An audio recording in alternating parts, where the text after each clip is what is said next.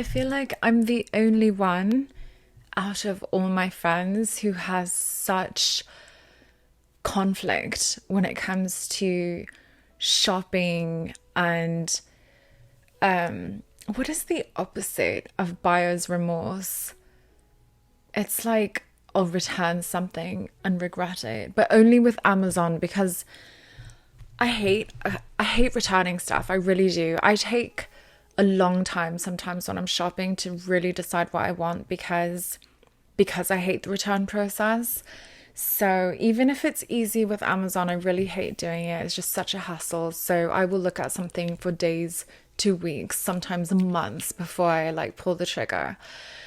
And I feel like I'm the only one out of like my circle of friends who's this fucking crazy when it comes to like shopping. So something recently just happened to me and I just wanted to know if anyone out there can relate because I think it's kind of crazy and I think it has a lot to do with my perfectionism. I'm really anal and perfectionist when it comes to certain things, and I'm not at all when it comes to other things, right? But I mean, everyone's got their vices and different hang-ups on things, right? So anyway, and I don't have this issue when I'm shopping for things like in person because I can see it and I decide right then and there. It's very rare I ever return something when I buy something in person. I am so careful with how I spend, and I think it's just like to do with the way I've been brought up. I've been brought up by like a lot of my childhood was with my grandparents and they're like post-war, right? So whatever generation my grandparents are from, a lot of their values had been kind of instilled in me.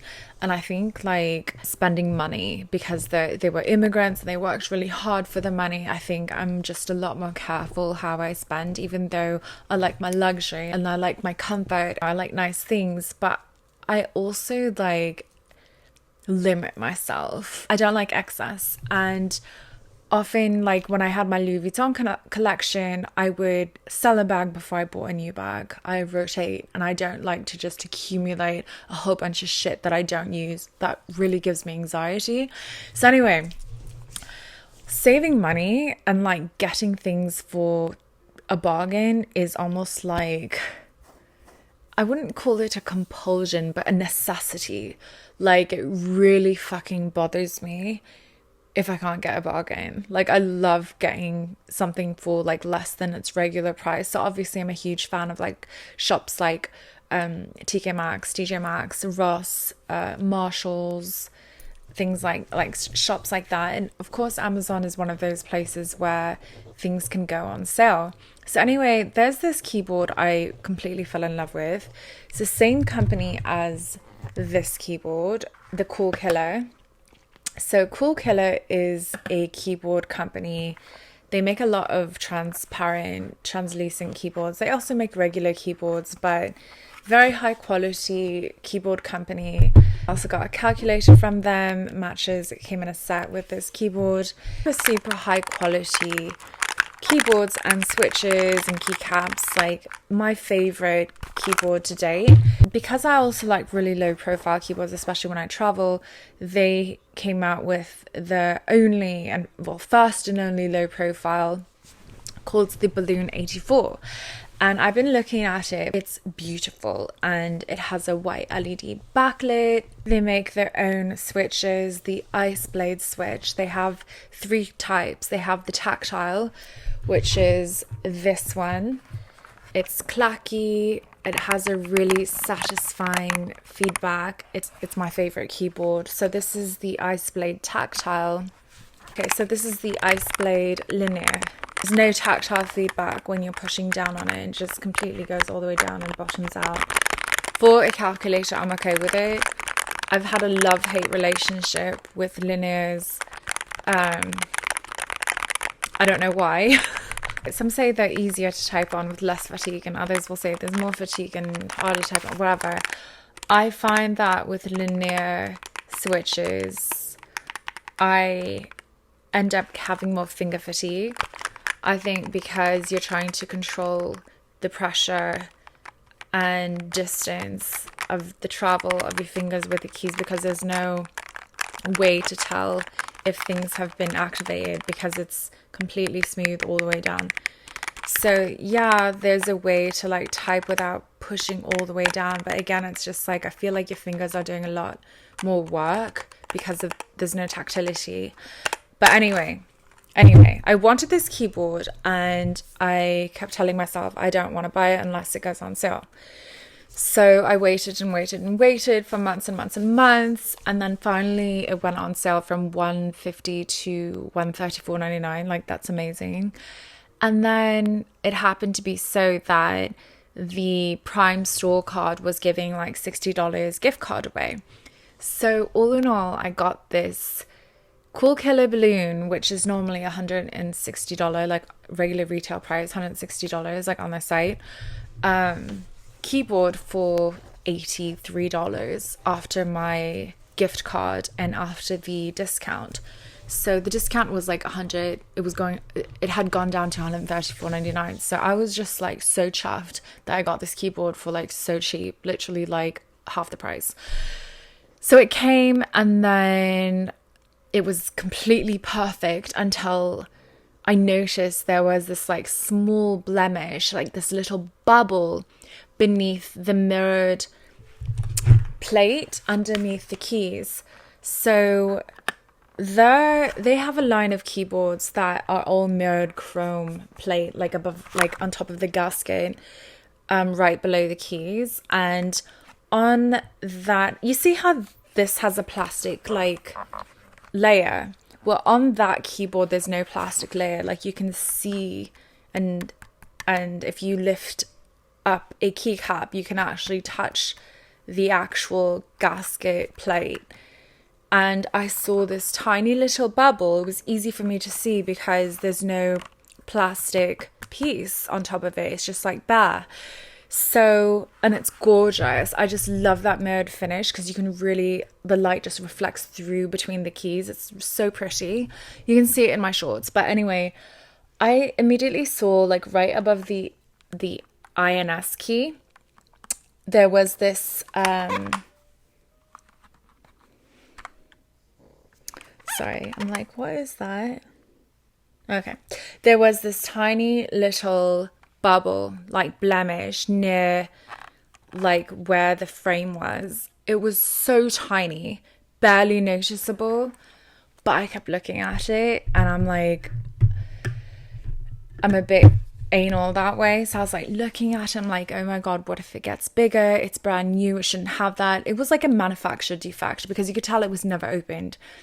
The sticker was, everything was sealed, and it even said new product on the box. And it was also linear switches, and I had gotten so like comfortable typing on these tactiles, and I was thinking, do I want linear switches? And then this small tiny imperfection bubble just kept looking at me. But it was so unnoticeable, like nobody would ever notice it, only me. It looked like a speck of dust. I get freaked out and it just overtakes me, and I pack it up and I send it back to UPS the next day. And then I get back online and I notice that the price went up again and there was no sale. The sale was only for the linear version, by the way. That's why I got linear. And I don't mind linears, but like, I don't know what came over me. I was just like, I really want a tactile. I really wonder what the tactile feels like, because I don't know. You can't test these things because it's on Amazon. And these are low profile switches, so they vary slightly from the regular profile switches. So anyway, I just started getting like buyer's remorse and like returned it. And then the price went up.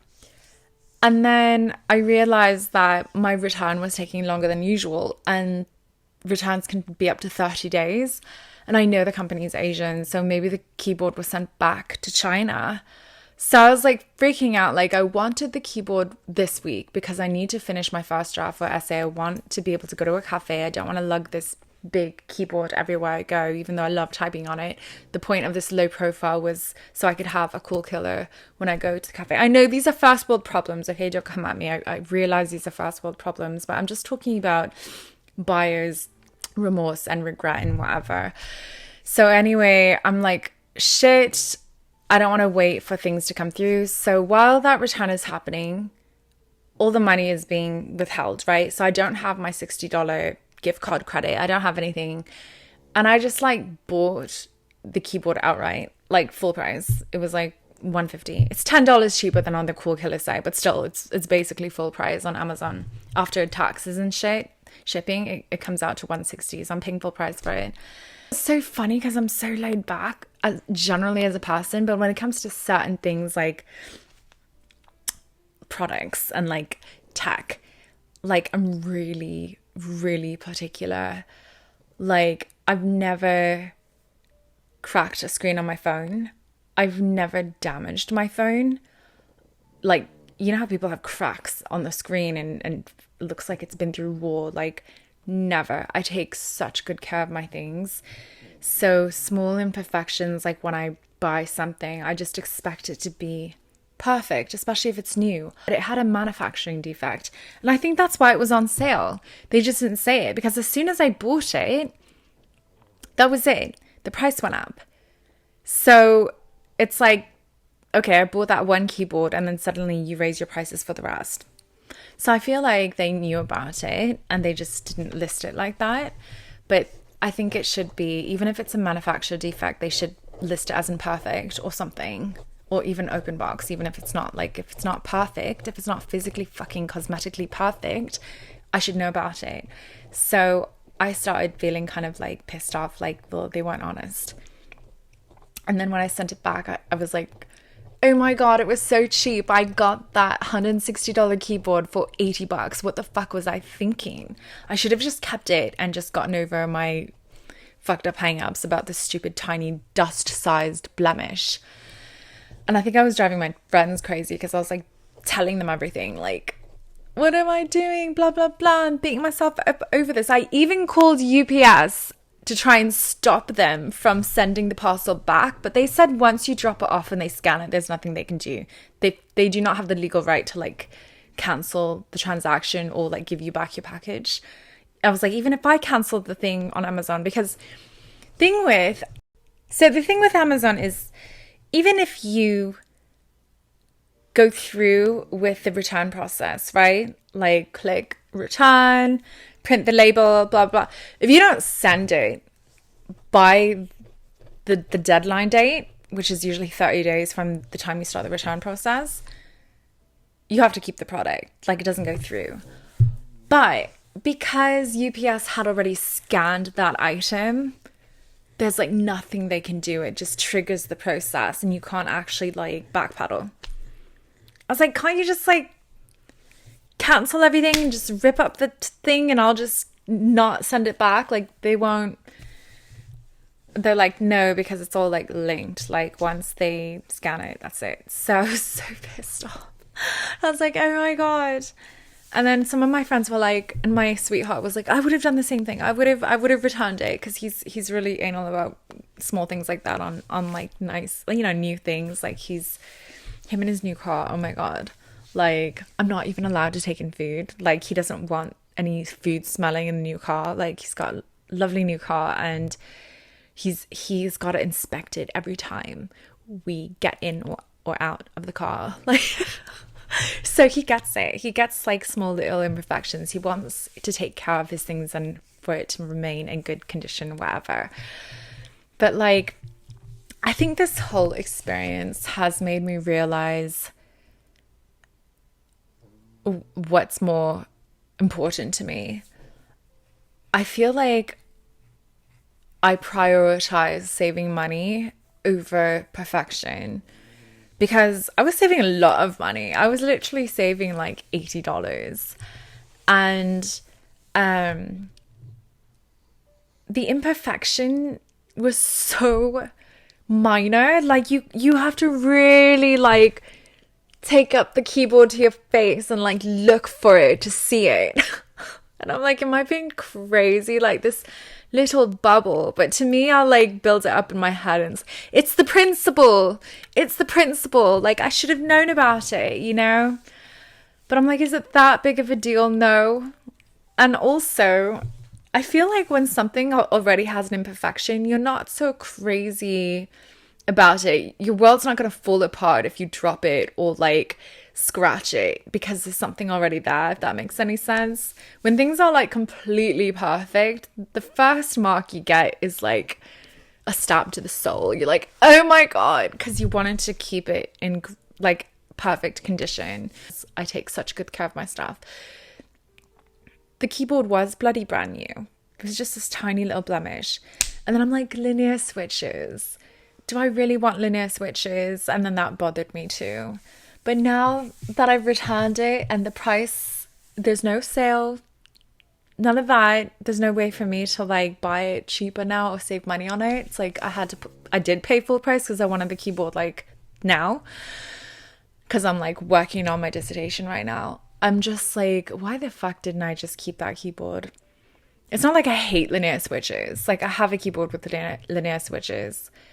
It's just like I got so fixated on certain things that I like lost my overall sight of everything else. And I'm like, $80 right now, it's a lot of money for me. Like, oh yeah, I'm living with my parents. Yeah, I get it. I'm really fortunate, and I'm thankful every day that I get to be at my parents' house with Nova, with my doggies, and be safe and happy. But like, I'm not making money right now because I'm not working full time. I only dance like every now and then. I don't have like a stable income, so $80 is a lot for me.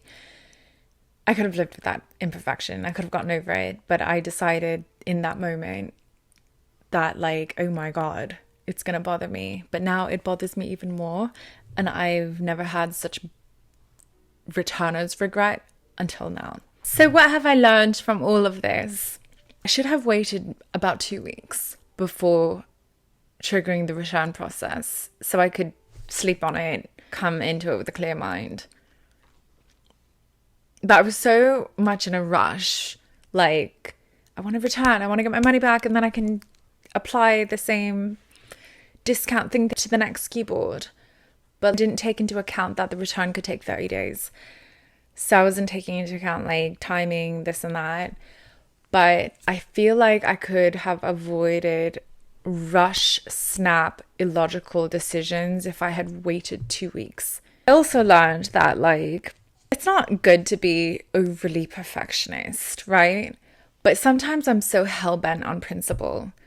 It's not about the size of the blemish. The fact was, there was a bubble in the metal sheet underneath. I saw it. The fact was, it was there, and I didn't know of it while purchasing it. So I'm kind of like torn between like, oh, well, I'm saving so much money, and like, well, I should have fucking known about that blemish. You know? Anyway, what's more important to you? Have you ever had a similar story, or buyer's remorse, returner's remorse? Anyway, my keyboard is coming tomorrow. My fucking full price keyboard. It's another thing. I love saving money, and I didn't save money on this keyboard. So that's another thing that kind of bothers me, because like, I usually wait for things to go on sale before purchasing on Amazon. It's really satisfying to be able to like get something for less. And I've always been like a smart shopper. Getting good deals and good bargains is basically an intrinsic part of my shopping habit. So yeah, it's very rare for me to pay full price for anything. This is going to be interesting. I may not even like the way these tactile switches feel. I have no idea. Again, from my latest keyboard video, you don't know how switches are until you physically try them out. There's no way for you to tell. You can read all the reviews and watch all the videos, and you can't tell until you physically type on this keyboard. So it kind of sucks that I couldn't test these keyboards before I bought them, but hey, that's Amazon. Anyway, please share your stories below. If you have any of these like shopping hang-ups, buyer's remorse, if you regretted returning something, wonder if any of you guys can relate. Anyway, I'll see you in my next video, and of course I'm going to be doing an unboxing tomorrow when I get this keyboard. So yeah, bye.